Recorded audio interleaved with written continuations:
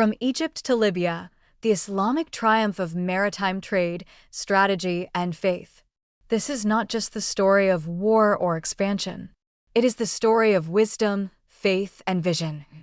When the seas themselves began to reflect the light of Islam. For the first time in history, the Caliphate of Islam brought peace, justice, and prosperity to the maritime routes of North Africa. By this time, Egypt had become one of the most vital centers of trade under the Rashidun Caliphate. Caravans from the Arabian Peninsula and Syria arrived there, and goods were transported further by sea. But the western route, from Egypt to Libya, was unsafe. Sea pirates, remnants of the Romans, and desert tribes threatened every merchant and every ship. It was then that the Islamic State decided. The seas too must come under the justice and peace of Islam.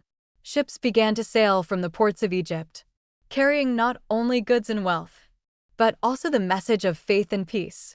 The waves of the Mediterranean began to whisper a new chapter of history.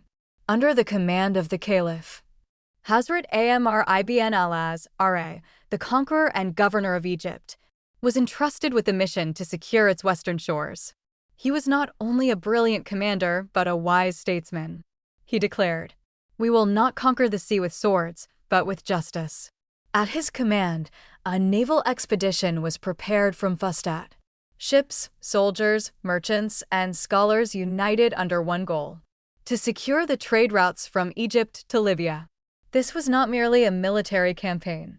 It was the foundation of an economic and moral transformation. The Muslim sailors and warriors sailed deep into the blue waters of the Mediterranean. The waves rose high, but faith was stronger than the sea.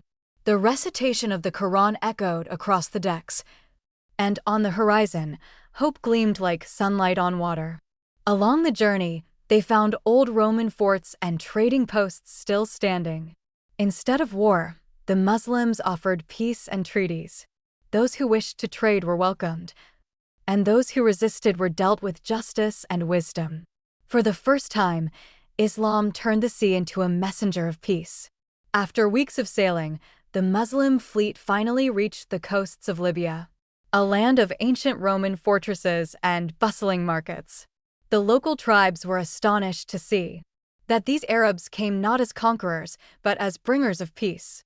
Hazrat Amr ibn al-As met with the tribal chiefs and said, "We do not seek your wealth, we seek your trust." His words touched their hearts. For the first time, the flags of Islam were raised on the Libyan shores. The markets reopened, and the first caravans of trade anchored safely. It was a moment when history changed its course forever. Once the routes from Egypt to Libya were secured, Hazrat Amr established a structured maritime administration. Each port had its guards and supervisors. Rules for the arrival and departure of ships were created, and wages were fixed for sailors and soldiers from the Bait al-Mal, public treasury. Zakat and trade dues were regulated, not as taxes of greed, but as blessings for social welfare. This system gave Muslims not only naval power, but also the foundation of a new global economic order. From Egypt to Libya, every coast now waved the flag of peace and justice. The remnants of the Roman forces were left speechless. They saw that Muslims did not plunder or oppress, but protected every caravan and every sailor. They said, "These are not conquerors, these are guardians." The routes that once symbolized fear and piracy were now symbols of trust and security. Ships began to travel freely. Merchants prospered. The winds of the Mediterranean carried the sound of Allahu Akbar. It was the first time the sea itself had surrendered to the mercy of faith. With the seas now safe, scholars began to travel with the traders.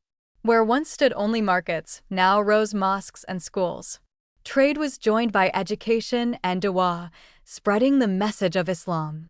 Hazrat Amr said, "Where wealth travels, knowledge must follow." Thus, the maritime routes became not only paths of commerce, but also bridges of faith and civilization.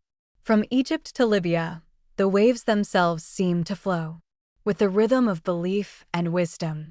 The establishment of Islamic control over the trade route. From Egypt to Libya was not just a political or military success.